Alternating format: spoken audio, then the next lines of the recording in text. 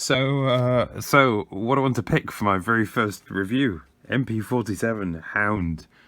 This figure is without a doubt going to go down as the most controversial masterpiece. It has to. Straight out the box, I knew there was going to be issues. It was light. It was mistransformed, so it didn't roll. But it wasn't like one of those ones where you can think, oh well, I'll just pop this back into place and just tweak this a little bit and give it a bit of a squeeze and off it goes kind of thing. It wasn't that. There was no way of manipulating this back into a position where it would roll and all would be good. It was different. So first impressions, so not great. As you start to transform it, instinctively, if you've transformed complex figures before, you know that this is complex already. As you're working, so you start working on the back, on the back of the Jeep to kind of fold into the feet. It's not complex design per se, but the clearances and things like that are kind of tough, and the materials, you have to be careful. You're just forced to be careful. So it's one of those, and you know that. So for me, as I was kind of working through, I was like, okay, so bit of a toughie. I've survived this. I'm kind of like moving up and all these kind of things, and for me, I was like, well, okay, it's a tough one, but I know I'm going to get to the great looking figure at the end, and that for me, that was where it went wrong. So it came off like melted butter. No force. So I was protecting it as I was moving it, but it just came off like with the easiest of movements, and for a moment I was stunned, genuinely stunned. So I've never broken a transformer before, apart from when I was a kid. Thoughts on the figure? First off, so it's pricey. It is pricey at £120. I don't know what that is in dollars or euros. It was already overpriced to begin with, and based on the scale and the type of figure, etc., it should have been something like 60, 70, 80 max, like the cars from a few years ago. So Smokescreen, Prowl, and those kind of things. For me, recently, because I've been picking up other things, I got this, which is DX9 Capone, and look at that. It cost the same price, £120, exactly the same price, and for me there is a world of difference between what you get with this compared to what you get with this. And it's really difficult to see where the money's gone into Hound, other than maybe the Jeep licensing, perhaps, I don't know. But taking this even further, with DX9 Capone, you don't just get the Masterpiece scale Motormaster, you get all of this, which is the Masterpiece scale Menasor body, which is big and chunky and sturdy, as is Capone, like the Motormaster figure. Made of quality materials with smooth, fun transformations and those kind of things. All of the stuff that the MP-47 doesn't have. So first off, the price issue. But if that's in your mind beforehand, you think, well, okay, I'm getting Masterpiece Hound. We've not had this before. There's been Willis from Fans Toys, but this looks way better, and it really does. It looks fantastic. Second thing is this. I was expecting this to be the problem. I was expecting this to be the thing that would annoy me, because I couldn't work out, why would you do this?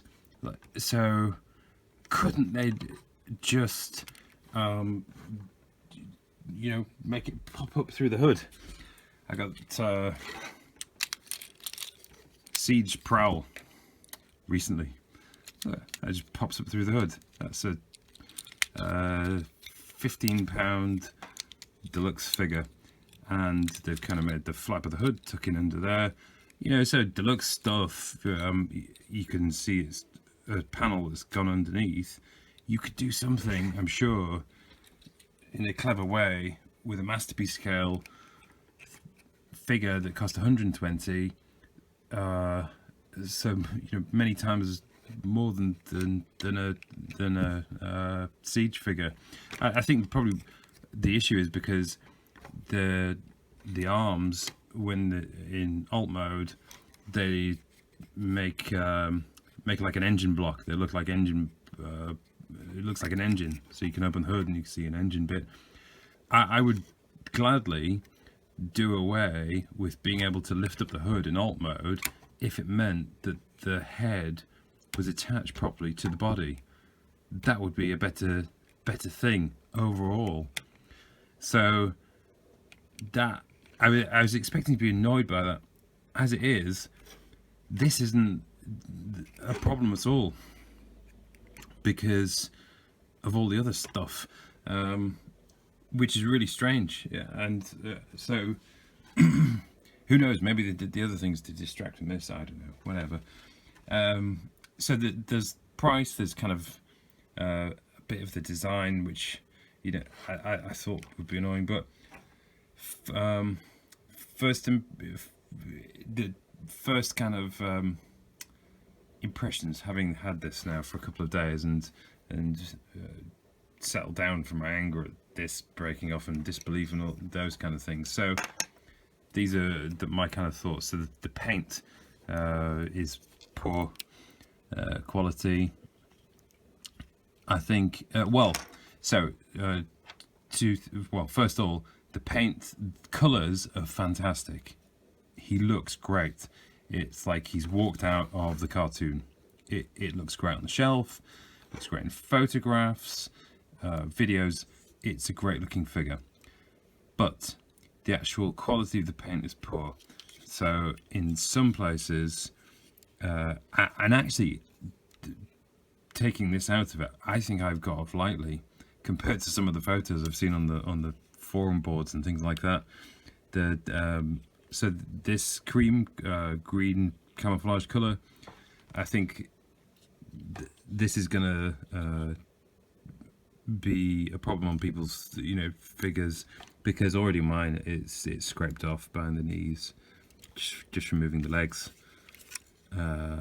There's a couple of places, the bright yellows, where it's poor finish, so you can't really see it until you look close, but then you look close and you're like, oh, well, okay, you kind of notice it.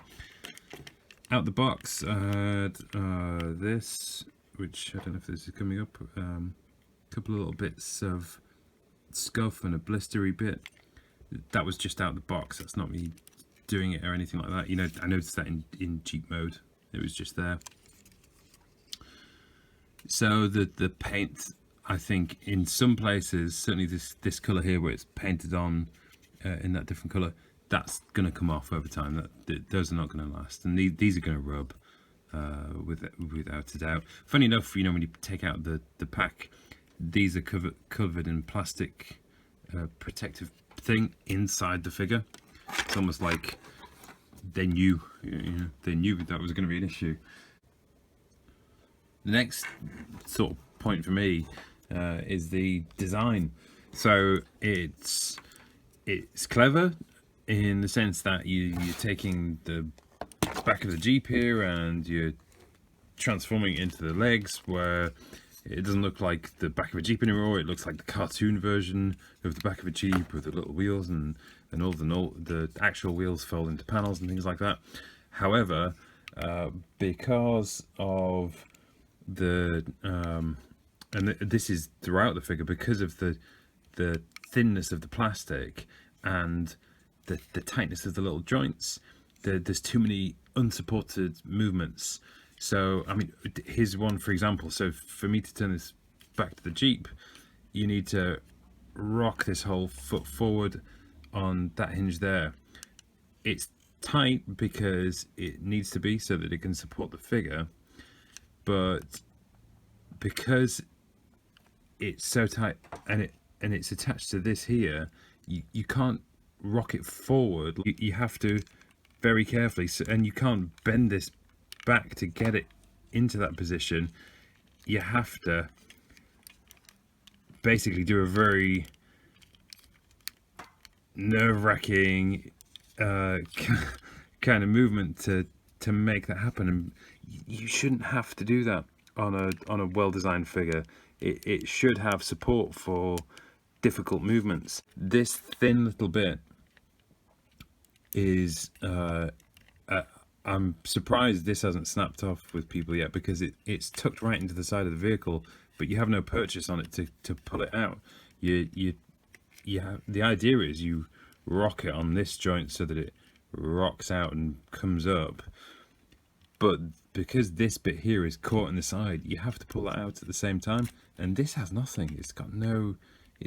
And even there, just pulling out, I can feel the give, if you like, on this plastic here, because it's just it's spongy. That's what it is. It's spongy plastic. They've used sponge to make this somehow. Feels thin all over. You can feel the hollowness and the brittleness of the plastic. It reminds me of something like, it reminds me of a third-party startup in 2014 trying to do something too complicated that they haven't got it all worked out. It has that kind of feel from it. You shouldn't be getting that from Takara. You shouldn't be getting that from a £120 figure for this size. It's not acceptable. So I know there's kind of it seems to be a thought, because I think so some people have a good one that's okay, and it's like, well, maybe people are being a bit ham-fisted with it. I don't think that's the case. Like I say, I've never broken a transformer before. I'm careful. I know what I'm doing, and this is something different. So my genuine I've got genuine outrage, really. I think people should be vocal. They should get in touch with Takara. It's difficult to do. You have to go to the Japanese website, but I think people have to kind of speak up against this, because you've paid the money. You can't get it back. Unless you have good terms with your retailer. But certainly, in my experience, it's like, if you've transformed it and it breaks while you're transforming it, then it's on you, kind of thing, and there's no recourse. Yeah, but it shouldn't be happening. The Takara should be better. They've taken a step back, and I think the third party, in my opinion, my experience, based on the last few months, have made leaps and bounds, whereas Takara have gone backwards. So final thought, if you're thinking of picking this up, absolutely don't be swayed by the how good it looks, because in a couple of years' time, I think most of these figures, even the ones that are okay, where they're not having the cracks and the things snapping off and stuff like that, they're going to have lots of issues of wear. These are not, as per the box, long life design, these are not built to last. There's no question. They are not. They don't have longevity. Anyway, on that negative note, I know. So if you've enjoyed the video, subscribe, like, leave some comments down below. What's your experience of this figure? I'm going to be looking at other stuff over the next couple of weeks. So I briefly showed you DX9 Capone, brilliant figure. I'll be taking a look at that and some others. And yeah, so thanks for now. Bye.